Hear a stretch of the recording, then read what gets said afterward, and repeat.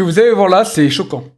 Destructeur, ravageur, et je sais même pas comment un truc comme ça peut exister. Vous êtes prêts? On est parti. Et la gobeline femelle, pendant quelques minutes. Mais lorsqu'ils revinrent, la gobeline femelle, qui avait été dans un état d'amour frénétique, se calma soudainement. Les soldats demandèrent immédiatement à Kevin comment il avait réussi à faire cela. Kevin répondit calmement. Il suffit de coucher avec elle pour empêcher les gobelins d'attaquer le village.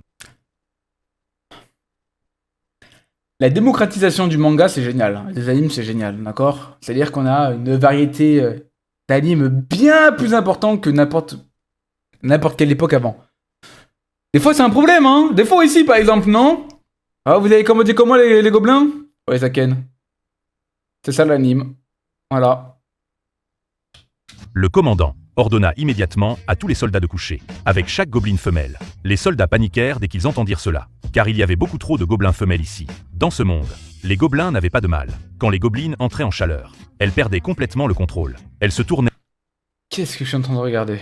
alors vers les hommes humains. Quand la guilde des aventuriers apprit cela, elle lança immédiatement une mission de subjugation. Mais pendant la bataille, Kevin et Annie furent capturés par les gobelins. Puisque Kevin était un homme, il fut offert en sacrifice à la reine gobeline.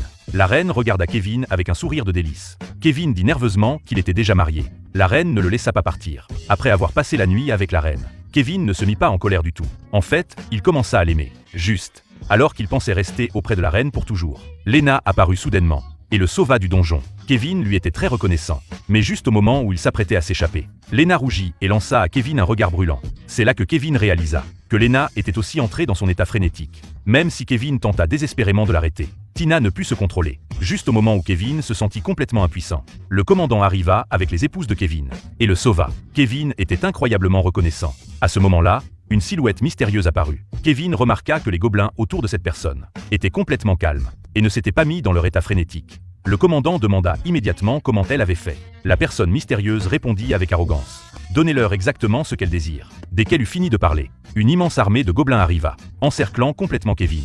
Amy décida de rester derrière pour retenir les gobelins, en disant à Kevin d'aller sauver Annie. Mais la reine avait déjà prévu leur plan, et avait préparé des pièges dans le donjon à l'avance. Je vais me laver le cerveau. Je sais pas comment je vais faire, je vais le sortir de ma tête, le laver et revenir pour la prochaine vidéo. Pourquoi vous me taguez dans ce genre de choses sans déconner? Qu'est-ce que vous voulez que je dise? On vit dans un monde de fous!